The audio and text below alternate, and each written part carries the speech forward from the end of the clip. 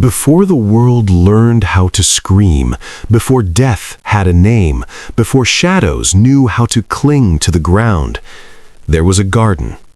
It did not sleep, it did not blink, and it remembered everything.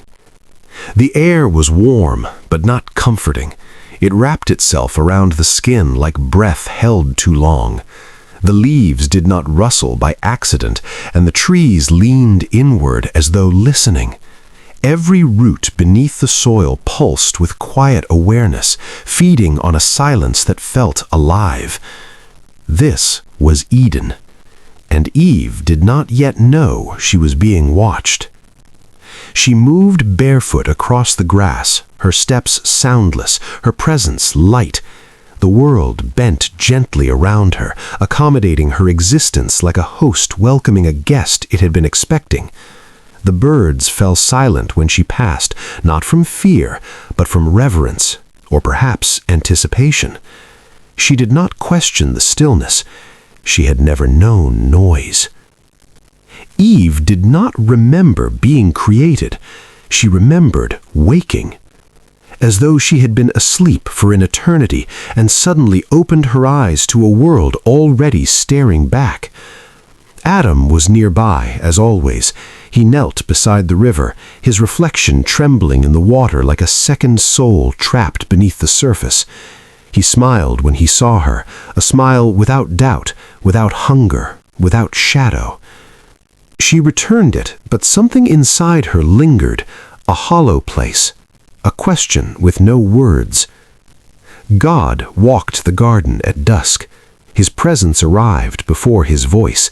The air thickened, the light softened, the wind bowed. When he spoke, creation leaned closer, afraid to miss a syllable. Eve listened carefully. She always did. But even as God spoke of life, of abundance, of love without end, her eyes drifted to the center of the garden, to the tree. It did not glow, it did not shimmer, it did not call out. It simply stood, older than the soil around it, darker than the others, its bark twisted in on itself like coiled muscle, and its branches reached outward, not upward, as if searching. The fruit hung heavy, too heavy, as though gravity favored it. God's voice hardened when he spoke of it. "Of every tree you may eat," he said, "but of this one you must not, for in the day you eat of it, you will surely die." Die. The word passed through Eve like a cold wind. She did not understand it, but her body reacted. That night, when the garden dimmed and the stars pressed their eyes against the sky, Eve lay awake. Adam slept. She watched the shadows stretch and twist across the ground, watched the tree in the distance breathe in the darkness. She felt something stir inside her chest, not rebellion, not defiance, curiosity. And somewhere deep within the roots of Eden, something else stirred too. It began with a sound, a whisper sliding across leaves.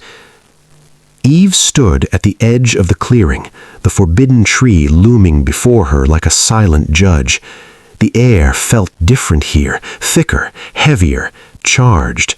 Her skin prickled as though she had stepped into a place not meant for her. Then she heard it again. Not a voice, a thought. "Why do you hesitate?" She turned slowly. The serpent was already there. It did not slither, it did not crawl. It unfolded from the shadows, smooth and deliberate, its scales catching the dim light like wet obsidian. Its eyes were ancient, older than hunger, older than the stars themselves. When it spoke, its mouth did not move. The words bloomed inside her. "You are afraid," it said gently. "I am not," Eve replied, though her heart betrayed her. The serpent tilted its head, studying her the way one studies a puzzle they already know the answer to. "You were told not to eat," it continued, "but were you told why?" Eve swallowed. Because we would die. The serpent laughed. The sound was wrong, too soft, too knowing. Die, it echoed. Tell me, Eve, have you ever seen death? She hesitated. No. Then how do you fear it? The question cut deeper than she expected. The serpent circled her slowly, never breaking eye contact. Your creator fears something, it whispered, and it is not you. Eve felt the ground shift beneath her understanding. He fears what you will become. Her breath caught. The serpent raised its head, aligning itself with the fruit. That tree does not bring death, it brings sight.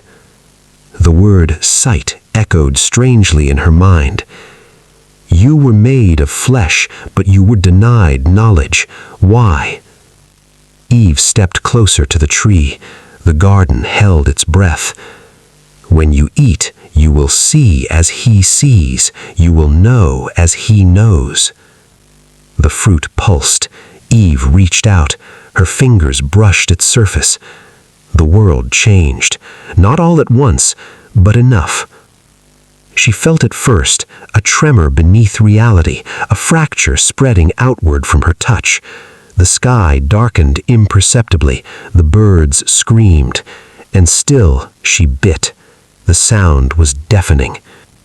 The fruit tasted like nothing she had ever known, sweet and bitter, warm and cold, alive and dying all at once. It burned as it slid down her throat, carving awareness into her soul. Her eyes opened, and Eden screamed.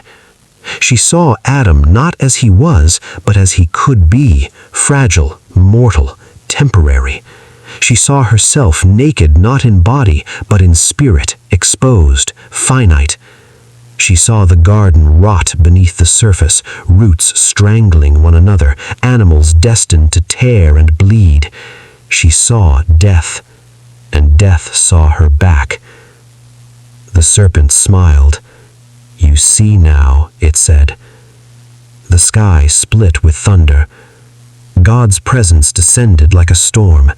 Eve fell to her knees, clutching herself as the weight of knowledge crushed her innocence into dust. Adam stood beside her, shaking, the fruit still staining his lips. The garden recoiled. When God spoke, his voice was not thunder, it was grief.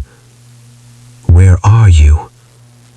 Eve tried to speak, but there are some answers that cannot be unlearned.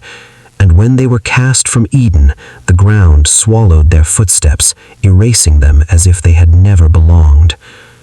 Behind them, the tree stood silent once more, waiting, because knowledge, once born, never truly leaves. And somewhere, beneath the world's first shadow, the serpent listened to humanity's first cry and smiled.